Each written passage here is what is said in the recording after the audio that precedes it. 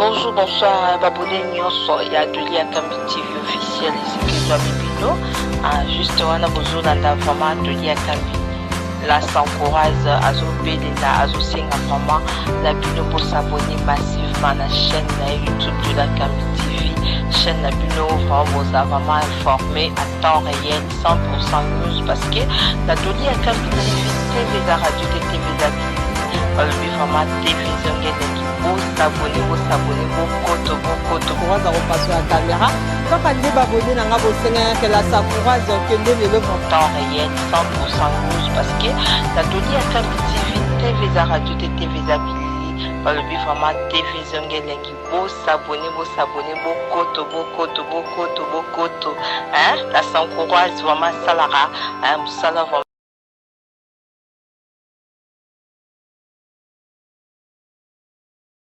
Bonjour, bonsoir à Babonné, nous sommes Dolia Kambi TV officiel, les amis de 25 minutes Dolia Kambi, la Sankouraze, Kanem, ça veut dire que la activité de la radio TV Zabilili à travers 125 minutes Dolia Kambi, la Sankouraze, vous s'abonner massivement à la TV, vous n'avez jamais décidé donc s'abonner à la activité Barata, donc on non s'abonner dans la activité, cliquez car à s'abonner donc.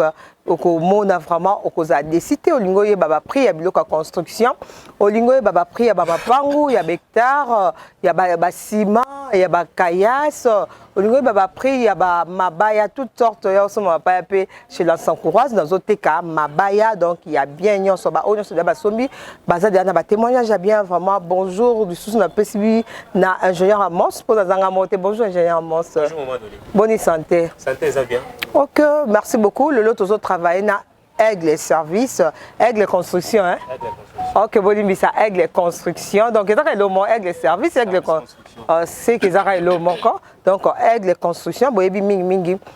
Ingénieur Amos, tu es le Kangan à chantier, besoin de baser, les alliés à Bakaya, ces alliés, c'est que Azo Salamusala, ingénieur Amos, tu es là, Moussa nous a chantier au même biseau. Bon, on a nous tous limité, résidentiel, quartier salon.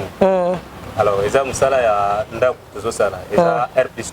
Donc, il y a rez-de-chaussée, à 3 niveaux. Ok. R+3, tu es une rez-de-chaussée, à 3 niveaux. Nicolo, n'est pas Nabiso, Amos, Azotonga. Papa Amos, Babone, Bazota, Biso, Neti, Mike, mon angele, Mokonza Borgino, Alingatan, vraiment la Sankouraze, à Kendana, ma question, Kitoko, Nani Nayeba. Pendant ton R+3, Wana, Betty Nyo Salaki, est-ce que ma belle vraiment est bien pour na etonga R+3 expliquer bateau bazapé na pour ça otonga R+3 et bongi na ma belle Nyo ko supporter R+3. Bon, ma belle Nyo so ezala ngo ma belle. Ozala argilé, ozala sablonné, ozala marécagé. Alors et l'eau est très important ezala la étudition.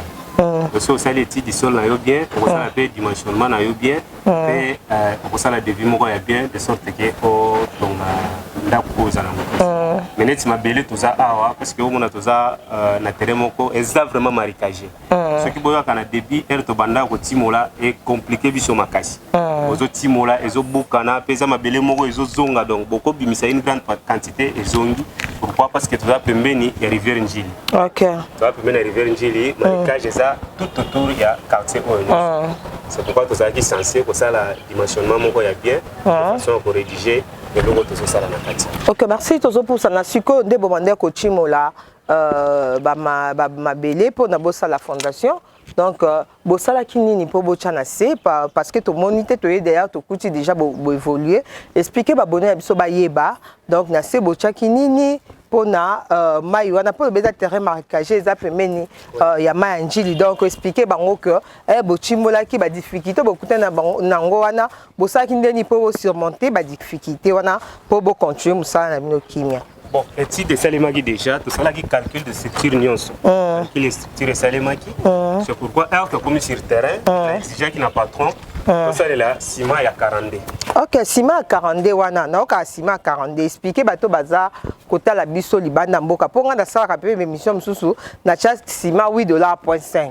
Na mos babona da TV bazota la biso, ba bi ke la Sankouraze kenda hotel ba prix ya ba il y a ciment. Donc na kenda déjà place où bazoteka ciment, to kenda to tuna après ciment eza $8.5. Maintenant que lisusu beti sola ciment ya 42. 42 ngo eza ciment ndenge nini. Donc ba o ba otala biso na telemi na tiki na kotambola poto zo vraiment réponse assure. Tu as peu prix à ciment 42 et ça combien différence ni entre ciment normal baoteka $8.5 na ciment baoteka il y a 42. Différence c'est ça par rapport à la résistance. OK. Parce que les arabes pays mususu kutu na ba ciment à 50 mais biso awa basuka juste na 42. OK. Soko ko mona na ba sac yango ba mentionner yango 42. Donc pour mutaye ba donc là ça ba comment yango ba bomba te yango. Donc ba commis sem 42,5 R. R est la résistance ya ciment. OK. Et la résistance ya ciment. Alors so tal na ba sac mususu kaka na place au ba commis 42 ba komarango 32. OK. 32,5 R. Donc ciment oyo est plus résistant par rapport à oyo ya 32. C'est pourquoi ça qui nango moko est na $10. OK, ciment oyo ba bengi ya 42 ezote kama $10. O ana mususu nde yo to salara $8.5 eza 32. Sikoyo bato bazotala biso su ba question zo yanga ka na mutu vraiment mamukole la prêtresse motema papa Noah a c'était la tango la s'encourager benganga moi mayele la s'encourager tout na ba question. Siko papa biso mons oko conseiller bande biso bazotonga banda kunini parce que mingi basomba ka $8.5. Donc ceux qui m'ont somba $8.5 eza pona batterie eza marquage te to pour un sousou ba yeba que so tozotonga to oye ça va somba ka 42 on des makasi. Oui, ciment ya 42 eza makasi. Eza na conseiller ko sala la ngona batterie marquage. Mais eza la mutu pa ligne que structure na eza vraiment durable. Et durable. On a fait la clôture mais on sala ngona ciment ya 42 pour parce que eza plus résistant par rapport à ciment ya 32. OK. Alors bika non on sala 42 to betelier au moment la différence ya ba brique ya 42 na ya 32. Ba brique ya 42 obima plus résistant par rapport à o ya 35 ya 32. Au beti yango 35 briques mais yaye eza makasi c'est comme si vous betelier na 25 ou bien na 30. OK. Makasi ko le mais prix na ye ezalaka toujours. De yango eza $10, il y a 32 à $8.5 donc toujours continuer car toujours toujours qui n'est papa moi sur les quatre bosso pas moi ndele ko muke moi tout en exact toujours qui malembe to comme ati place oyo après si biso explication albi a eza qui terrain marécagé mais pour moi il va que sali vraiment musala nae kitoko babonné sur Adolia Kambi TV officiel au bozota biso na Belgique na mboka ya mama Cécile Omoinju et puis tu peux si bino mbote partout bozota la biso babona dati bon déjà oh déjà sali fondation nango to sali déjà fondation parce que normalement awa jamais sanda mudam auto ya couler longue oyo ndenge na expliquer ki to bandaki na otimola mabulu. OK. Mabulu na to kiti au moins 2,80 m. Pourquoi? Parce que to za na posa ya koma na bon sol. OK. Eza mayanjili photo le niveau ya mayanjili. Boleki niveau ya mayanjili. Donc ndebo kitaki wana. Bomoni mayanjili na ndenge na se bomona. Nza mayanjili. Boleki yango lisu bo kiti su na profondeur. La profondeur to comme si on a libanga. On peut na libanga moye structure bouger les sous exact. Exact likolo libanga net posaki ni na. Donc na sa mabele oso bo chimo libanga ezaka na. Libanga ezala. Libanga eza place penza perméabilité ya maeza libanga eza na nde place to za kosuka. OK. La place mususu zaki on a ba 1m70 ba 1m50 mais la place mususu kenda iti na 1m80 pona kozwa niveau ya. Donc ezo bino va attendre au chimo la pour za bon sol. To sali au moins 1 mois à pona ko timola ka ba mabulu. OK. Parce que tu as peut-être 12 personnes, équipe il y a 12 personnes, mais il y a une journée où il y a soit et parce que l'exigence c'est la casse. On a bon sol avant que ça la. C'est pourquoi on se déplacer. Parce que on se déplacer, maçon na ciment, tu ça la nini na ndenge na ye. Donc yo moko il faut avant ba couler, il faut mona libanga. Na mona ke ba komi pena na mabelonga na zoluka. Aprendre ba couler. Wana zaki mingi concentré à po ezelo kwa mulai, ezelo kwa mbongo. R+3. C'est prison. Moi ils a prison donc so ko sali ke loko mabe officier de 5000 donc mukamate ingénieur moso agent moso bato bazota la biso ba rolinga ba yeba ba on peut baza ba R+3 donc so ba va contacter ingénieur Amos ozo senga nani combien donc on plan yandaku il y a R+3 et puis c'est $300 là exactement $300 et puis nani to bandi asu pona bato batala na bisoté donc et puis babenga nini déplacement na pona o sala étude du sol expertise donc yangwana kaka expertise na yo pour quitter un terrain au sa expertise au senga combien la senga $50 mais ce qui mutalobi qui a nazo valoriser ingénieur na pesa $100 ezaka kayeme minimum na eza $50 parce qu'il y a $50 na sali expertise nanga na ye na sali le devis eza ofeli. OK. Sali l'expertise mais devis eza nango ofeli na sali lio na tindeli. OK, ce qui devis eza ofeli, plan ndako eza $300, expertise pour au sala le $50. Babonada TV bo mona musala vraiment ndenge zo salma a eza heure plus 3 papa na biso Amos déjà comme commis des vies donc ko pesa biso englobé nyonso heure plus 3 bateau bazo tongango et ko kota combien de camions zelu et ko kota combien de kayas ya camion combien de tonnes à kayas et puis combien de barres de fer on est compliqué. C'est compliqué parce que nous avons presque nous sommes mutu. OK, merci beaucoup. Ah ouais, ils ont ça là 600 kg. OK, c'est bon. 600 kg. Alors to salé net parce que nda kuna mesure to PCPT. Et ça la longueur il y a 17 mètres. OK, nda kuna biso za longueur à 17 mètres. Largeur est à 5 mètres 80. OK, largeur 5 mètres 80 sur 17. Il y a nda kuna biso mobimba. Ça est un système d'appartement quelque part à des escaliers. Donc pour élever to tia ba brique à lipotion de va comprendre. Dans un appartement, il y a 2 chambres, salon, cuisine, salle de bain, 2 chambres, salon, cuisine, salle de bain. OK. La katikati et escaliers. Alors baba vous salez le babar de 14. Babar de 14 et quand tu combien de barres? Donc son binetti 70 barres de 14. 70 barres de 14.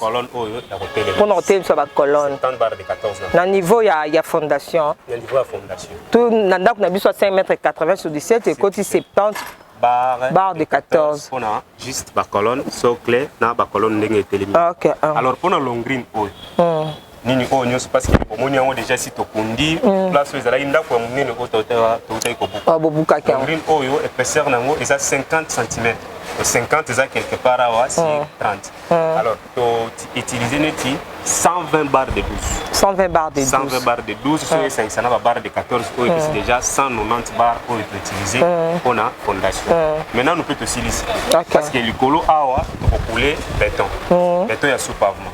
Alors na béton na biso sous pavement na to miser pe to sala là to tia ngo ba bar parce que omoni to sali rembler na biso na ba brikayu o to bukela ki na ndako na se etika ka ba espace donc e ko zala tene tindenge mabeleza là. OK. Na se eza un peu na ba espace c'est pourquoi na béton ya sous pavement to ko utiliser ba bar. To utiliser ba bar pourquoi? Parce que les ana place mabele e vandaki bien te e ko kita. Mais tant que tozana ba bar na biso oyo eleki e ko sala ta eloko moko to karo ebukana bo ebukani karo comme kita ceux qui ba bar déjà ça e ko sala. Et bon quand combien de tonnes ya kayas? Tu utiliser 40 tonnes ya kayas. 40 tonnes à kayas. 40 tonnes ya kayas, tu utilises au moins 160 sacs de ciment. OK, 40 tonnes ya kayas et puis 160 sacs à ciment et puis combien de tonnes ya zelu? To saleli 36 tonnes. 36 tonnes ya zelu.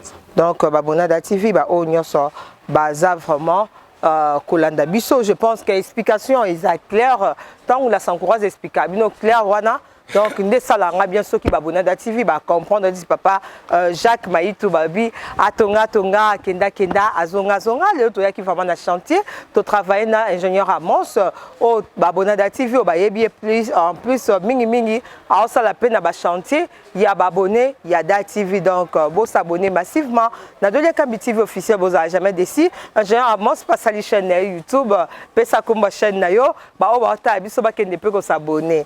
Voilà.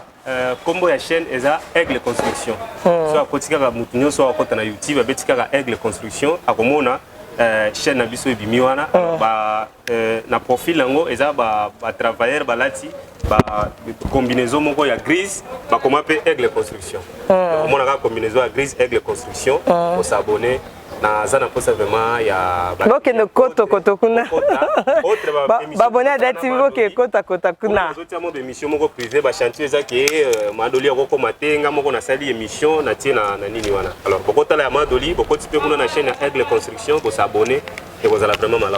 Ok, merci beaucoup Babonada TV, ingénieur Amos oyebisi ba client na nini o bazota la biso kuna ndeti Willy opelele MTT là au Japon, na États-Unis, docteur Victor Yongo na Bosanité, docteur Tiani kuna na Bundes na moni maman Arlette Menga na pesi ba gros bisous place aux autres la biso.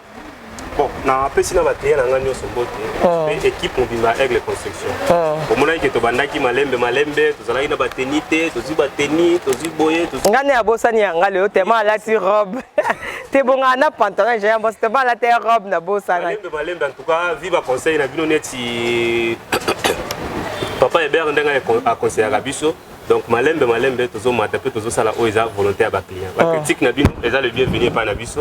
Yande sala pour musala kende biso. Ko ya la critique te. Ce qui omoni ya musala no eza na berere sala mi biete moi boye eza na droit na yo client ya koloba. Et droit eza na devoir nanga ya ko bongisa. Donc ba critique na bino eza vraiment le bienvenu. Yango e ko sala ki to mata to kende mo musika. Mais neti na esika oyo na lingana bosa na élément moko très important. OK. Omoni neti miro wana ndenge ezobota ba verre. OK, humidité. Humidité ezobota ba verre, c'est pourquoi na place oyo na fondation ya ndako oyo. Pour que tu éviter ba biloko plus tard moto atie peinture na ya kitoko, atie carreau, sima ina. Ale verre ane bien. Ba verre boye. To sala la bâche. Ezana ba bâche moko to sala la ka juste liboso avant to couler béton. To ko utiliser bâche wana béton et écouler les colonnes nango. De sorte que humidité onyo se outa na mabele et pour atteindre ba mirite. Donc, Mira a protégé au type peinture des années et des années et c'est calibon. Ils ont vraiment et le comme on va bien sûr pour couler pour tout au ça émission. Nazananga awaka zéro mètre Kimbuta des bonhommes nazana comme mobimba. Donc Babonada TV, TV Radio TV Zabilili au tout ça qu'en opération encore le 20 mai. Le 20 mai, Tozo Kende, pour soutenir Morphelin na veuve na Goma. Donc le 20 mai déjà. Fondation la s'encourage na comité net aux a déjà kuna na kati ya Goma. Donc bocha biso toujours na ba prière ba 1 euro na bino na ba $1 na bino vraiment merci na ba onon so derrière ba contribuer tozo zelango vraiment maboko ya ko fongwa ma donc ingénieur monsieur pe fotinda yanga na fotinda. Ça c'est sûr. Ok, merci beaucoup. Et puis, Tobo Sanipete, on soit en mariage, na ba fête na bango, boza matanga, d'activer na pour un reportage. Ingénieur pense à zo sala vraiment musala très bien, bo uto kanenge. Ingénieur Amos Salobi, nazo sala ngoma synthèse parce que nazaki vraiment attentif ya koyo kaye vraiment mahamazo loba. Alobi azo senga pour une expertise, pour une étude de sol, une expertise na enyo sama sala $50, plan d'acoup c'est $300 et puis naba R nyos ata R4 ata R5 ata R6 R6 pourquoi OK R plus 6 na tcheni ba plus te na za ingénieur te bolifisa nyos azo senga $300 à l'obipe siko wana soki déjà sali expertise devis au sengela nango mbongo te donc devis eza ofele wana pesi cadeau devis eza ofele donc ba o nyoso ba ebaki différence entre ciment ya 40D na 30D déjà à travers DATV pour apprendre déjà qu'il y a 40D et ça ciment eza makaso résistaka il y a 30D donc yo moso c'est pele oyebi ke naza nga terrain eza en complication te au sombi 30D na yo. Donc il y a 40D ils a $10 et puis il y a 30D $8.5 babonné yoso. La Dolia Kambi TV officiel éclaircissement Zaika wana olingo bani papa. Non lingana loba parce que ciment ils ont varié déjà. Donc ça sommes na 8.5 na ba transport ils ont ça $9 ou 9.5. Mais le ciment comme déjà na tendance à 9. Donc mingi actuellement to sommes on a 8.8. 8.8 ce que ba excellent. Non bande l'émission. Ce que ba excellent bon à transport par exemple à côté ba ciment zo compte na ba 1000 francs à côté musu donc bon transport zo dépendre de ce qu'on a distance, il y a prince na place bozo me massimo. Mais bandi na 500 si ba côté musu tokena na ba ciment na $1.5 na sakimo. OK, merci beaucoup. Tozaki ingénieur Amos Aigle Construction. Donc ba onyo so ba yebi quand ngana bino to bomba na ate. Mutu so senga numéro ingénieur Amos tapé sa kae R nyoso a to pesa biso numéro te. Oh avant to pesa numéro Amos pesa biso kanyaka non na sala musala parce que na za posa ba abonné nanga bazala très à l'aise. Na pesa bino ba numéro félé. Kota numéro na compliqué ingénieur Amos parce que biso tozara na pona bango donc ceux bazate DATV eza kola voilà, merci beaucoup pour la conseil Nabino, ma reproche Nabino vraiment du jour au jour d'ATV à améliorer. Donc to sepela Nabino makasi to linga bino makasi ba pasteur nyonso bolota biso to pesi bino mbote ba évangéliste ba prophète to pesi ba apôtre nyonso mbote partout bozota la biso ba prophétesse nyonso ba oba ngana tanga komona ba ona ba ona ngana tanga komona ba ote. Donc on a pesi bino ba mbote place boza. Donc oza ba mbote te pona komo clôturer émission. Na za na ba mbote na pesi na mbote liboso na papa Bosco aza na France. Auta kozonga kala minute akomi na papa Flavien pe on a na linga kina sala musala mais ezana nous tozozela kozonga na ye ko sala musala et na pesi mbote na mutu a pesa nga chance a permetanga pour la première fois que na sala émission na chanter na maman Lolo. OK. C'est vraiment maman Lolo mbote. C'est pas psola. Et si Kajali na pesi mbote c'est un nom bon. Na pesi boss Christian. Boss Christian Dianvita, babi le boss na kati à Paris. Tu es bon. Donc ozala mabe moko te oyo nga na mone pa na ye. Na pesi mbote na Maman Thérèse na Canada, na pesi mbote na Maman Janine na Canada pe, na pesi mbote na mboka ba Sobi Kaembe. Sobi Kaembe. Na kora plus à la vie to solo là. Na pesi en tout cas ba client na nganyoso. Aigle construction ba client na nganyoso ba oba pesa confiance ça la bango musala. Na pesi bango mbote sans oublier Maman Rose Mbombo de Belgique. Ok, nga pesa Maman Louise Mbombo. Wala bada bande côté. Maman Louise Mbombo moté ma papa papi Mbanza kuna à Belgique, on appelle sur Mbote. Donc pour ça on a Maman Rose. Donc merci beaucoup pour na ingénieur Ponce à Bende Biso Vabilili Kitoko ingénieur Ponce à Zozouaka Kababi à Nada TV Maloba et Landanaka et Kokanaka vraiment na Bilili. Donc TV Radio TV Zabilili à travers 125 minutes de Lia Kambila s'encourage donc beaucoup beau s'abonner, beau partager ma vidéo, beau liker. Donc là s'encourage Nabino moi Nabino Leki Nabino beau soutenir a toujours quand on va prière Nzamba Batela apé Samakasi merci.